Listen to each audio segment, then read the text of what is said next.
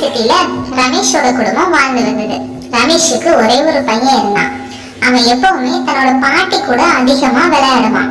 ஸ்கூலுக்கு போயிட்டு வந்த உடனே நேரா பாட்டியை தான் தேடுவான். ஒரு நாள் பாட்டி, பேரன் ஸ்கூல் முடிஞ்சு வருவான், அவனுக்காக நான் ஏதாவது செய்யணும் அப்படின்னு சொல்லிட்டு கிச்சன் பக்கம் போனாங்க. கிச்சன்ல ஸ்டவ் இருந்ததுனால அது அவங்களுக்கு பத்த வைக்க தெரியாதனால இப்படி சொல்லிக்கிட்டாங்க, விறகு அடுப்புல சமைப்போம், வெளியே போய் விறகுகளை போய்கிட்டு வருவோம் அப்படின்னு சொல்லிட்டு விறகுகளை எடுத்துட்டு வந்து அதுல சமைக்க ஆரம்பிச்சாங்க. பண்டமும் ரொம்பவே சூப்பரா வந்தது. அவங்களோட மருமகா மாலா அப்பதான் ஆபீஸ் முடிச்சு வீட்டுக்கு வந்துட்டு இருந்தாங்க. அப்ப பக்கத்து வீட்டுக்காரங்க சுதா பக்கத்துல வந்தாங்க. மாலா, நீதான் பெரிய ஐடில வேலை பார்க்கறன்னு வந்தா பண்ணிக்கிடணும். ஓம் மாமியார் என் வீட்டுல வந்து விறகுகள்லாம் போய்கிட்டு இருந்தாங்க. தெருவோரங்கள்ல உள்ள விறகுகள்லாம் எடுத்தாங்க. உங்க ஸ்டேட்டஸ்க்கு இதெல்லாம் ஓகேவா? மாலாவுக்கு யாரும் தன்னை கிண்டல் பண்றது பிடிக்காது. ஒண்ணுமே சொல்லாம அமைதியா வந்துட்டா. சுதா பேசுனது மண்டையில ஓடிக்கிட்டே இருந்தது.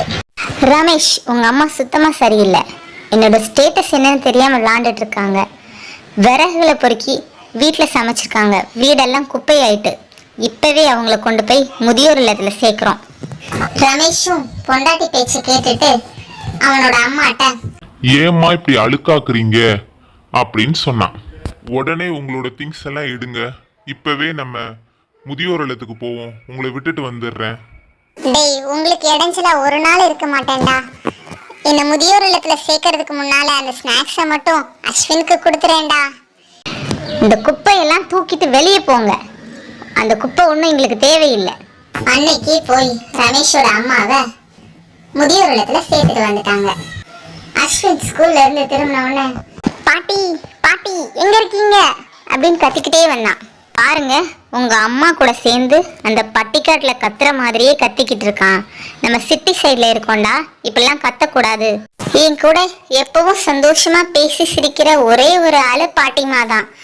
அவங்களையும் என்கிட்ட இருந்து பிரிச்சுட்டீங்க அப்படின்னு ரூம் கதவை சாத்திட்டு அழுதுகிட்டே இருந்தான். மாலாவுக்கு அப்பதான் அவங்க மாமியாரோட அருமை புரிஞ்சுது.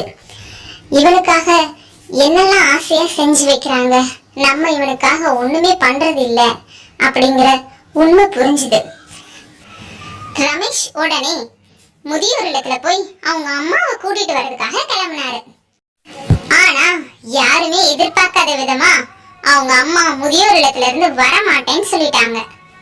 ஏன்னா அவங்க கொண்டு போயிருந்த ஸ்நாக்ஸ் அத்தனையும் வித்து காசாக்கி இருந்தாங்க.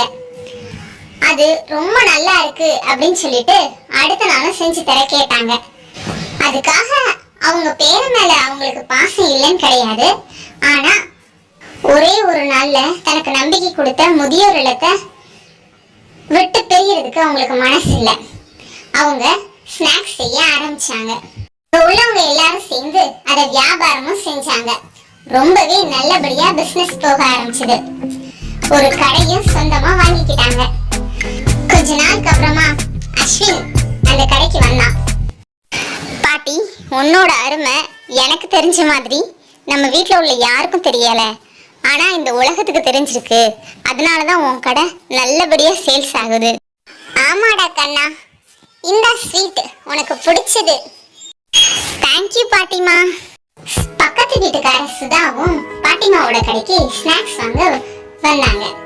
அதை சாப்பிட்டுட்டு அப்படியே நேர வந்து மாலா கிட்ட இப்படி சொன்னாங்க, எனக்கு இந்த மாதிரி ஒரு மாமியா இருந்தாங்கன்னா நான் கண்டிப்பா விரட்டி விட்டுருக்க மாட்டேன் அப்படின்னு. இப்பெல்லாம் மாலாவோட ஸ்டேட்டஸை விட பாட்டியோட ஸ்டேட்டஸ் ரொம்பவே உயர்ந்துட்டு பாட்டியோட அடையாளத்தை சொல்லிதான் மாலாவையே கூப்பிடுறாங்க. சாதிக்க எப்பவுமே வயசு ஒரு தடையே கிடையாது.